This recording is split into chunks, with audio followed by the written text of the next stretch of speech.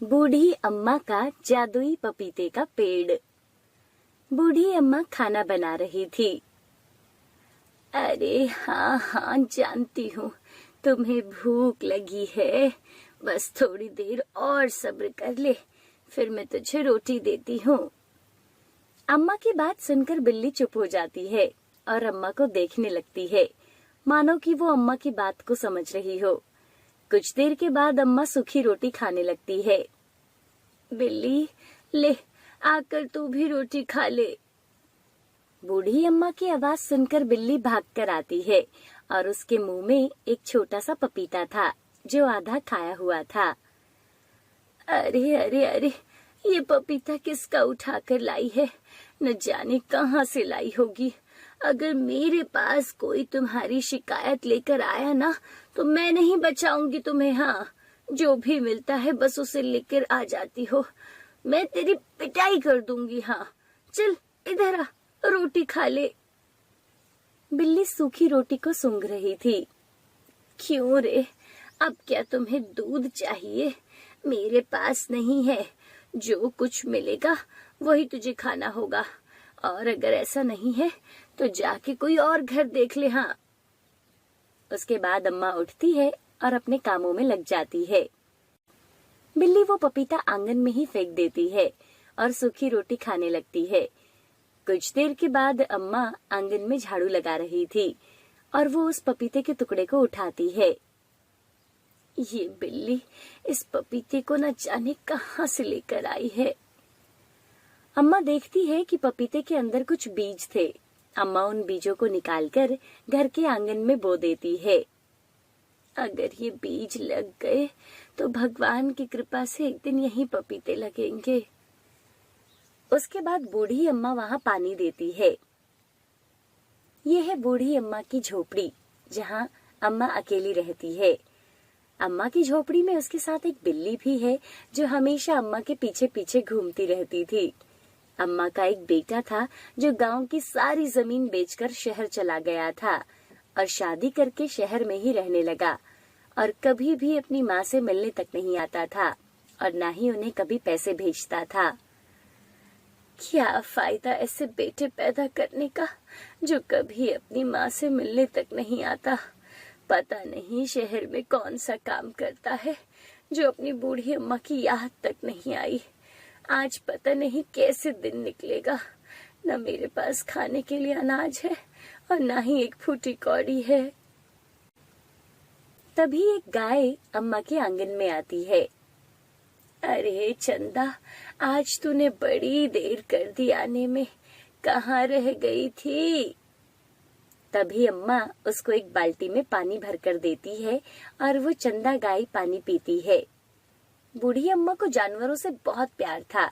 बिल्ली के अलावा कई बार यहाँ पर कुछ आवारा जानवर भी आते थे जो झोपड़ी के आगे लगे पेड़ की छाया में बैठ जाते थे और बूढ़ी अम्मा उन्हें पानी पिला दिया करती थी। तभी वहाँ एक सब्जी वाला आता है। सब्जी ले लो सब्जी, सब्जी ले लो सब्जी, ताजा ताजा हरी सब्जी। अरे बेटा, मुझे 10 रुपए की कोई सब्जी दे दे। अरे क्या अम्मा, 10 रुपए में आजकल कोई सब्जी नहीं आती।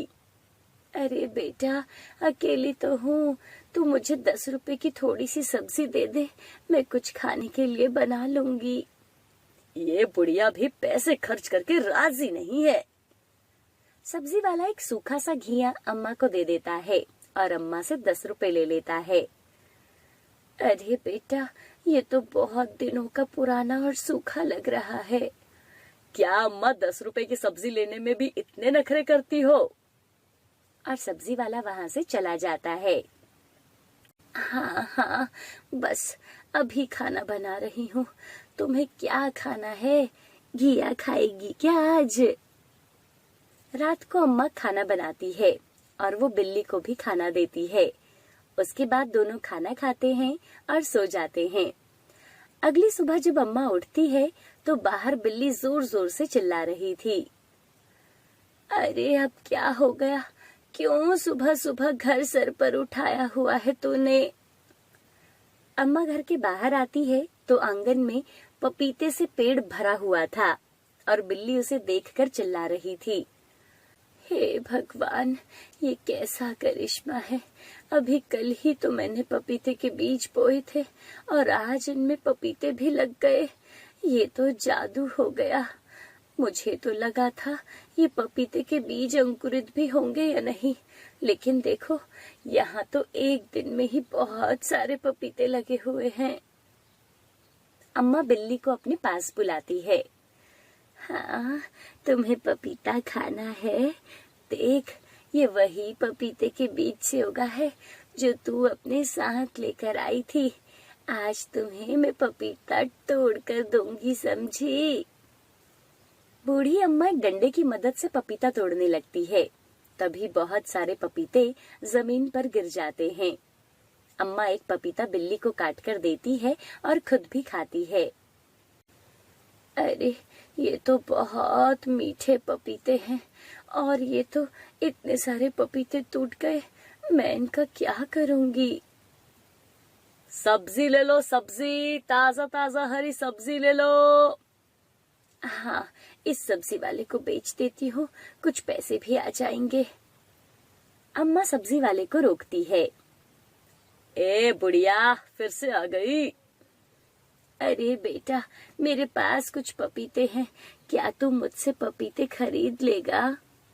अरे अम्मा, मैं सब्जी बेचने आया हूँ, लेने नहीं। तभी सब्जी वाले का ध्यान वहाँ रखे पपीतों पर पड़ता है। इतने बड़े बड़े पके हुए पपीते आप कहाँ से ले आई आज? बेटा, ये मेरे घर के आंगन में लगे हैं। चलो ठीक है, ये सारे पपीते मुझे दे दो, मगर अम्मा मैं आपको इसके सिर्फ 500 रुपए ही दूंगा। अम्मा ने कुछ देर सोचा और 500 रुपए उसे ठीक लगे। ठीक है बेटा। सब्जी वाला पपीते ले लेता है और अम्मा को 500 रुपए दे देता है। अम्मा उन पैसों से घर के लिए दाल आटा लेकर आती है और रात को अम्मा दाल रोटी बनाती है। अम्मा बिल्ली को रोटी डालती है।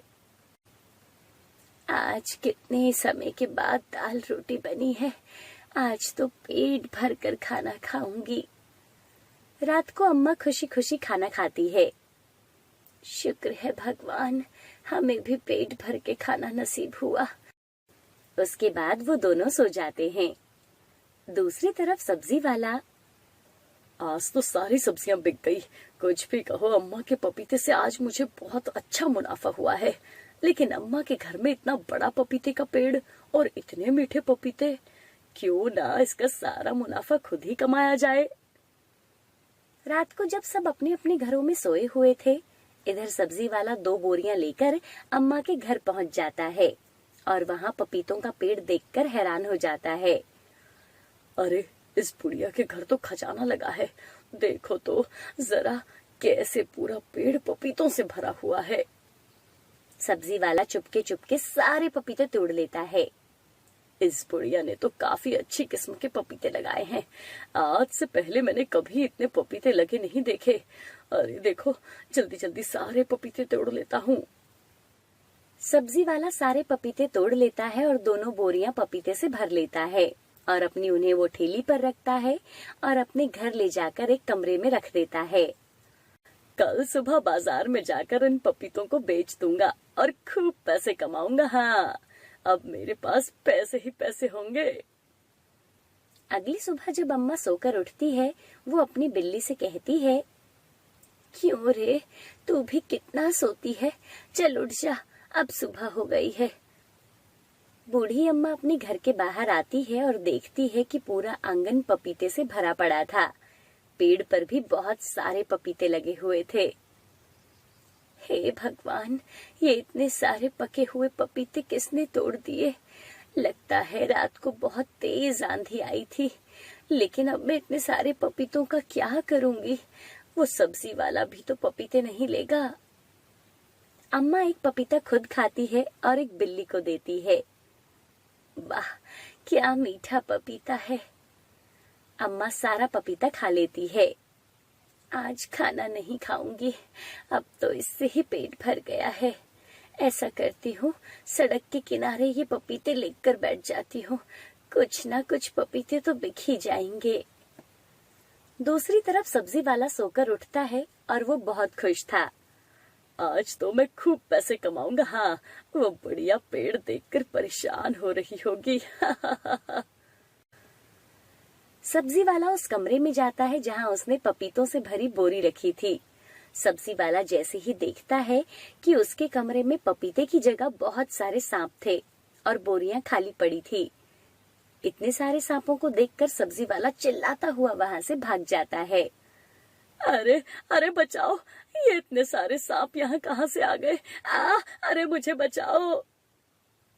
सब्जी वाला बहुत डरा हुआ था और वो वहां से भागता हुआ अम्मा के पास जाता है। ये सब कैसे हो गया?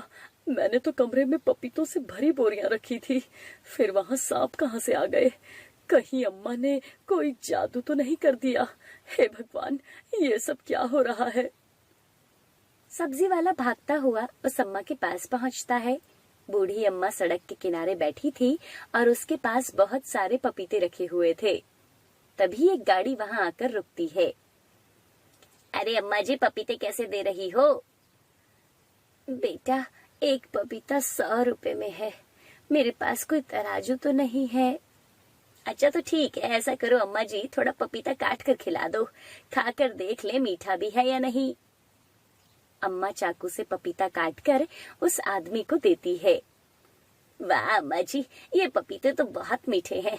अम्मा जी आप ऐसा करो, मुझे 5 पपीते दे दो। ठीक है बेटा। अम्मा 5 पपीते उस आदमी को दे देती है और वो उन्हें 500 रुपए दे देता है। ये सब सब्जी वाला भी देख रहा था। अरे अम्मा जी, आज आप यहाँ बैठकर पपीते बेच रही हो? क्या बताऊं बेटा, जब मैं सुबह उठी तो आंगन में पपीते ही पपीते पड़े थे। लगता है रात को आंधी आई होगी। मुझे तो सोए हुए कुछ नहीं पता चला। अब इतने सारे पपीते आखिर तुम भी कैसे ले जाते? इसलिए मैंने सोचा यहाँ सड़क के किनारे बैठकर ही कुछ पपीते बेच लूं। देखो, आज की पहली बिक्री भी हो गई। ये सब बातें सुनकर सब्जी वाले के रंग उड़ जाते हैं। ये ले बेटा, 2 पपीते तू भी ले जा, खा लेना, बहुत मीठे हैं। नहीं नहीं, मुझे नहीं चाहिए अम्मा। अरे बेटा ले जाना, और कुछ पपीते तू बाजार में जाकर बेच देना। सब्जी वाले को कुछ समझ नहीं आ रहा था। अम्मा के पैरों में गिरकर वो अम्मा से माफी मांगता है। अम्मा मुझे माफ कर दो, मुझसे बहुत बड़ी गलती हो गई है। अरे बेटा, ये तू कैसी बातें कर रहा है? आप जैसे बोलोगे मैं वैसा ही करूंगा। आपके सारे पपीते बाजार में जाकर बेच दूंगा, आपको पूरे पैसे दे दूंगा। अच्छा, अभी मैं चलता हूँ अम्मा, मुझे कुछ काम है। अरे ये सब्जी वाला तो बहुत अच्छा है, भगवान इसका हमेशा भला करे। आज के समय कौन किसकी सुनता है भला। यहाँ तो मेरा अपना बेटा तक मुझे छोड़कर चला गया और ये पराया होकर भी मेरी मदद कर रहा है। सब्जी वाला अपने घर जाता है और डरता डरता वो फिर से उस कमरे को देखता है और अभी वहाँ कोई सांप नहीं था। हे भगवान, मुझे माफ कर दो, मुझसे बहुत बड़ी गलती हो गई। आज के बाद मैं कभी भी अम्मा के पपीतों की चोरी नहीं करूंगा और ना ही उन्हें झूठ बोलूंगा। उसके बाद से ही वो सब्जी वाला हमेशा अम्मा से पपीते लेता था और बदले में सारे पैसे अम्मा को साथ के साथ ही दे देता था। अम्मा को अब अच्छी आमदनी होने लगी थी और ऐसे ही कई महीने बीत गए थे। एक दिन, अम्मा, ये जादुई पौधे के बीज कहाँ से लाई थी? कितने महीने हो गए हैं आपके पपीते बेचते हुए, अभी तक आपके पपीते खत्म ही नहीं हो रहे। मुझसे मंडी वाले भी पूछते हैं कि भाई कितनी जमीन पर पपीते की खेती है, लेकिन देखो अम्मा, आपके आंगन में तो एक ही पेड़ है, फिर इसके ये पपीते कभी खत्म क्यों नहीं होते? आखिर कहाँ से लाई थी आप ये पपीते का पेड़? अरे बेटा, ये मेरी बिल्ली है ना, वही पता नहीं कहाँ से एक पपीते का टुकड़ा लेकर आई थी और मेरे आंगन में गिरा दिया। मैंने देखा उसमें कुछ बीज है तो मैंने उसे ही आंगन में बो दिया और देखो ये पेड़ पपीते का कितना बड़ा हो गया। तभी वो कोई साधारण पपीते के बीज नहीं थे अम्मा, बल्कि जादुई पपीते के बीज थे। पता नहीं बिल्ली जादुई पपीते के बीज कहाँ से लाई होगी। अरे कहीं से भी लाई हो, इस जादुई पपीते से मेरे और इसके जीवन में खुशी आ गई है बेटा। अब कम से कम हमें किसी से मांग कर तो नहीं खाना पड़ता और इसे हर रोज दूध भी नसीब हो जाता है। अब अम्मा के पास पैसों की कोई कमी नहीं थी और उन पैसों से अम्मा जरूरतमंद लोगों की भी मदद किया करती थी। ये कहानी सतलुज नदी के किनारे बसे बिलासपुर नामक गांव की है, जहां गायत्री अपनी बहू सुधा और पोते राहुल के साथ रहती थी। सुधा के पति आनंद अब इस दुनिया में नहीं थे। ऐसे में बच्चे की जिम्मेदारी सुधा के कंधों पर आ गई थी। लेकिन सुधा की सास गायत्री अपनी बहू का सहारा बनी और दोनों मिलकर राहुल को पाल रहे थे। अभी राहुल सिर्फ 5 साल का है। सुधा बहू, अरे तू अभी खेत में चली जा, घर का सारा काम मैं देख लूंगी। अरे नहीं माँ जी, आप अकेले घर का सारा काम कैसे करोगी?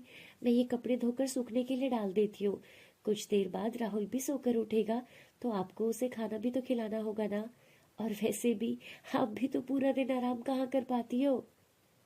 सुधा का बेटा राहुल बीमार था, इसलिए गायत्री घर में उसका ध्यान रखने के लिए रुकी थी। सुधा घर का काम खत्म करके खेत में जाती है और कुछ सब्जियां तोड़कर उन्हें आसपास के गांव में बेचने जाती है। दूसरी तरफ, अरे उठ गया तू? मुझे माँ के पास जाना है। बेटा, तेरी माँ आती ही होगी, मैं तेरे लिए खाना लाती हूँ। राहुल खाना खाता है। दादी, माँ कब आएगी? आ जाएगी बेटा, आ जाएगी। चल, मैं तुझे कहानी सुनाती हूँ। हमारे गांव के आगे एक और गांव है। यूं तो वो गांव भी बाकी गांवों की ही तरह है, पर ऐसा कहते हैं इस गांव में एक प्राचीन काल का पेड़ है जो कि बड़ा ही रहस्यमय है, जिस पर रोज रात को जादुई फूल खिलते हैं। मगर सुबह होने से पहले परीलोक से परियां आकर सारे फूल तोड़कर अपने साथ ले जाती है।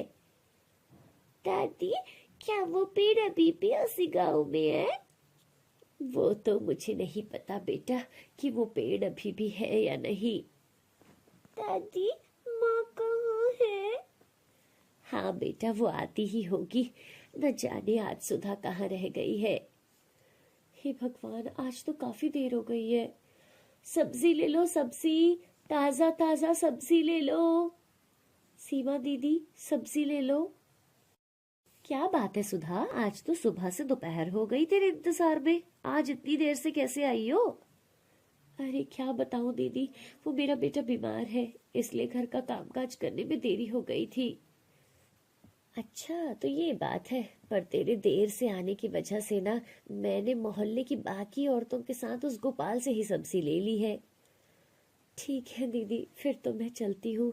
कल से मैं सवेरे जल्दी से घर से निकलकर आप लोगों को ताजा ताजा सब्जी देने आऊंगी। चलो दीदी, अब मैं चलती हूँ। सुधा दूसरे गांव में जाती है। सब्जी ले लो, सब्जी, ताजा ताजा सब्जी ले लो। सुधा कब से गांव गांव घूम रही थी, लेकिन अब तक किसी ने भी उससे सब्जी नहीं खरीदी थी, इसलिए अब वो घर लौटने का मन बना लेती है। हाय राम, कितनी गर्मी है। आज तो पेड़ का एक पत्ता तक हिलने को राजी नहीं है। अब तो आगे जाने की हिम्मत भी नहीं है। लगता है अब मुझे घर लौटना ही होगा। हे भगवान, गर्मी से मेरा बुरा हाल हो रहा है। एक काम करती हूँ, इस जगह बैठ जाती हूँ। घर जाने से पहले यहाँ बैठकर थोड़ा आराम कर लेती हूँ। सुधा जिस पेड़ के नीचे बैठकर आराम कर रही थी, वो पेड़ ही इस गांव का सबसे प्राचीन और रहस्यमय पेड़ था और सुधा उस पेड़ के नीचे बैठी हुई थी। उसे इस पेड़ के बारे में कुछ भी नहीं पता था और देखते ही देखते सुधा को नींद आ जाती है। वहां परीलोक में आज सुबह से ही हलचल मची हुई है। चांदनी परी, तुमने आज ये क्या कर दिया? क्या हुआ बड़ी परी? मुझे नहीं पता आप किस बारे में बात कर रही हो। अरे देखो, वो फूल, तुम आज एक जादुई फूल उस पेड़ पर ही छोड़ आई हो। माफ करना बड़ी परी, ये गलती से हो गया होगा, लेकिन अब क्या होगा? उस पेड़ के नीचे तो कोई बैठा हुआ है।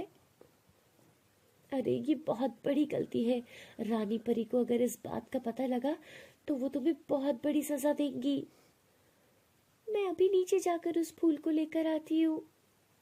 अभी तुम नीचे नहीं जा सकती हो, अभी पृथ्वी लोक पर जाना परी लोक के नियम के खिलाफ है।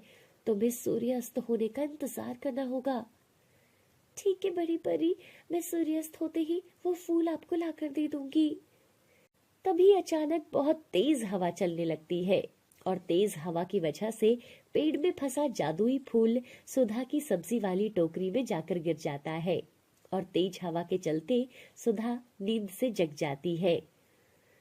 अरे बाप रे, मैं तो सो गई थी। हे भगवान, यहाँ आराम करते करते कब नींद आ गई पता ही नहीं चला। सुधा जल्दी जल्दी घर की ओर भागती है और वो अपने घर पहुंचती है।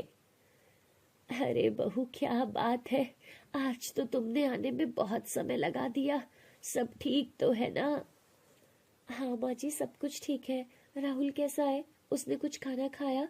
उसे दोबारा बुखार तो नहीं आया? अरे हाँ हाँ, राहुल एकदम ठीक है, खाना खाकर दोबारा सो गया है। तुम्हारे बारे में बहुत बार पूछ रहा था। ये क्या बेटा, आज सारी सब्जियां ऐसे ही ले आई? क्या बताऊं माँ जी, आज मैं देरी से गई ना तो सबने किसी और से सब्जियां खरीद ली। अच्छा चल, कोई बात नहीं, तू ऐसा कर, सब सब्जियों को बोरी में डाल दे, ऐसी पड़ी पड़ी तो सूख जाएंगी। ठीक है माँ जी। सुधा सब्जी उठाकर बोरी में भरने लगती है, पर ये क्या, जिस टोकरी से एक बोरी भी बड़ी मुश्किल से भरती थी, आज उस टोकरी में एक एक करके पूरी 10 बोरियां भर गई। पर अभी भी सब्जी की टोकरी खाली नहीं हुई। ये देखकर सुधा हैरान रह गई। अरे बाप रे, ये सब क्या हो रहा है? ये कोई जादू टोना लगता है। आखिर ये टोकरी खाली क्यों नहीं हो रही? सुधा की आवाज सुनकर राहुल भी उठ जाता है और अपनी माँ के पास जाता है। दूसरी तरफ गायत्री भी ये सब देखकर हैरान रह जाती है। अरे आखिर ये सब क्या हो रहा है? टोकरी की सब्जी खत्म क्यों नहीं हो रही? बेटा तू ऐसा कर, ये टोकरी उल्टी कर दे। सुधा सब्जी की टोकरी को उल्टा कर देती है तो सब्जी के साथ एक फूल निकलता है। अरे बाजी, ये कैसा फूल है? कहीं इस फूल की वजह से ही तो ये सब कुछ नहीं हो रहा था। माँ जी देखो ना। अरे कहीं ये कोई जादुई फूल तो नहीं? क्या जादुई फूल? तुम्हें ये फूल कहाँ से मिला बहू? फिर सुधा सारी बात बताती है कि आज वो सब्जी बेचने दूसरे गांव गई थी। माँ, मैं बहुत थक गई थी, इसलिए उस गांव से आते वक्त जंगल में एक पेड़ के नीचे मैं आराम करने बैठ गई थी और न जाने कब मेरी आंख लग गई।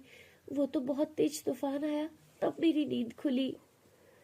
अरे बेटी, ये वही जादुई फूल है। हाँ हाँ, ये उस गांव का सबसे प्राचीन पेड़ का फूल है जिसका उपयोग सिर्फ परियां करती है। ये फूल जिस भी बर्तन में रखो तो उसमें रखी हुई कोई भी चीज कभी खत्म नहीं होती।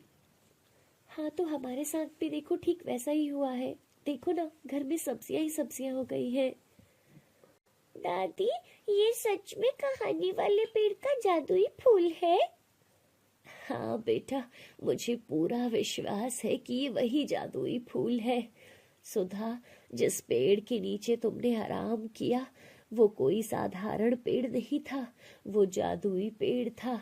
ये उस जादुई पेड़ का जादुई फूल है। अगर इस फूल को पैसों के डिब्बे में डाल दे तो फिर हमारे पास पैसे कभी खत्म नहीं होंगे। नहीं, ये गलत है। अगर ये उस जादुई पेड़ का जादुई फूल है तो इस पर पहला हक परियों का है। हमें इसे अपने पास रखने का कोई हक नहीं है। हमें इस फूल को परियों को लौटाना ही होगा। माँ, क्या पता ये फूल परी ने ही आपको दिया हो? अरे नहीं, ये फूल किसी इंसान को परियां नहीं दे सकती। ये इंसान के इस्तेमाल के लिए नहीं है। तुम सही कह रही हो बहू, हमें इस फूल को लौटाना ही होगा। माँ जी, मैं ये फूल लेकर अभी जाती हूँ और देखती हूँ कि इस फूल को परी को कैसे लौटाया जाए। माँ, मुझे भी आपके साथ जाना है। नहीं बेटा, वहां ऐसे जाना ठीक नहीं है। तुम दादी के साथ रुको, मैं बस अभी आती हूँ। सुधा जादुई फूल को लेकर उस रहस्यमयी पेड़ की ओर चल पड़ती है।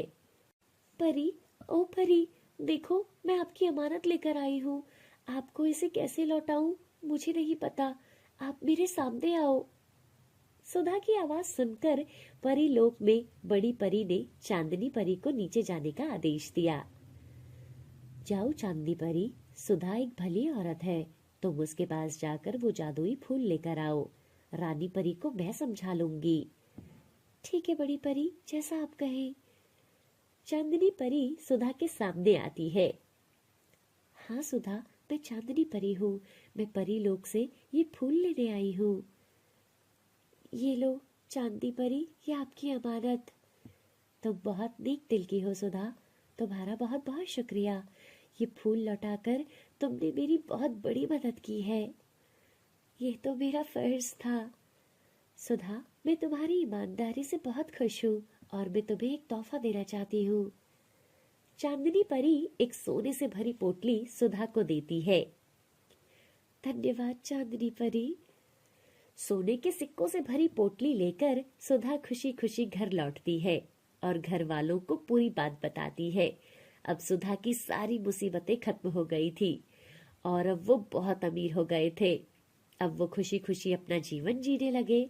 सुधा ने अपने बेटे राहुल को एक अच्छे से स्कूल में पढ़ने के लिए भेज दिया। सब कुछ अच्छा हो गया था। दोस्तों, इस कहानी से हमें ये सीख मिलती है कि हमें किसी भी पराई चीज पर अपना हक नहीं दिखाना चाहिए और अगर हम ईमानदारी से जीते हैं तो उसका फल हमें जरूर मिलता है।